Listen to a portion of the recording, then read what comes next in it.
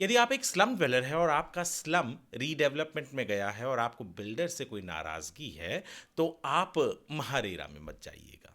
यदि आप एक टेनेंट हैं और आपकी चौल या इमारत रीडेवलपमेंट में गई है और आपको बिल्डर से नाराज़गी है, तो भी आप महारेरा में मत जाइएगा, क्योंकि महारेरा आपको नहीं सुन सकता। जी हाँ, आप भी सोच रहे होंगे कि ये क्या कह रहा हूँ, तो मैं क्या कह रहा हूँ बताऊंगा आपको इस वीडियो में, तो बने रहिए हमारे साथ वीडियो के अंत तक। नमस्कार, मैं हूं वरुण सिंह और आप देख रहे हैं स्क्वायर फीट इंडिया।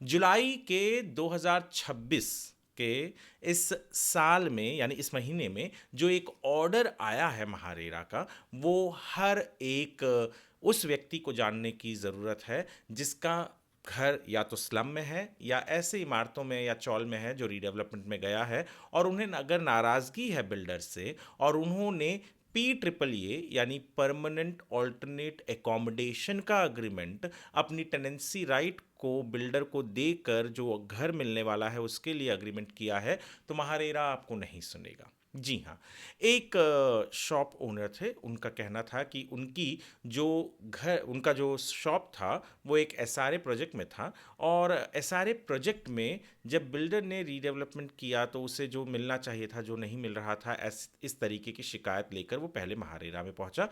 इंटरिम जो उसे रिलीफ चाहिए थी वो महारेरा ने डिनाई कर दिया। फिर वो जब वापस से फाइनल के लिए पहुंचा तो महारेरा ने फिर भी उसको कोई रिलीफ नहीं दिया।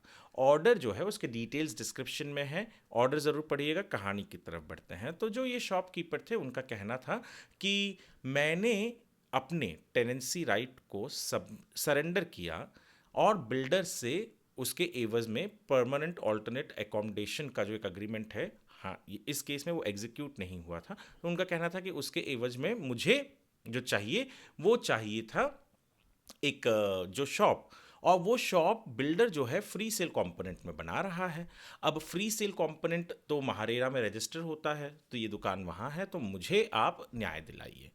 बिल्डर ने बहुत सारी चीज़ें कही। बिल्डर ने कहा कि पहली चीज़ तो ये जो दुकान की बात कर रहे हैं वो उसके इनके प्रेडिसेसर्स वहाँ के टेनेंट थे, अलॉट नहीं थे, और भी बहुत सारी चीज़ें थी। और कहा सबसे इम्पॉर्टेंट कि ये PAA यानी परमानेंट ऑल्टरनेट एकोमोडेशन का मामला है।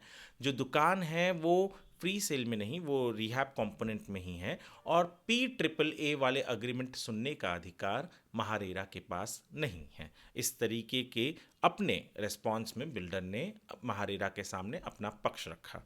PAA यानी जो एक रीडेवलपमेंट के वक्त, चाहे वो SRA हो या नॉर्मल रीडेवलपमेंट हो, उस वक्त बिल्डर और जो टेनेंट होते हैं और यहाँ पर जो स्लम डवेलर होते हैं उनके बीच में जो अग्रीमेंट होता है, यानी आपका जो अभी का घर है उसके एवज में हम आपको आगे चलकर जब इमारत बन जाएगी तो आपको एक परमानेंट ऑल्टरनेट एकोमोडेशन यानी परमानेंट एकोमोडेशन दे देंगे।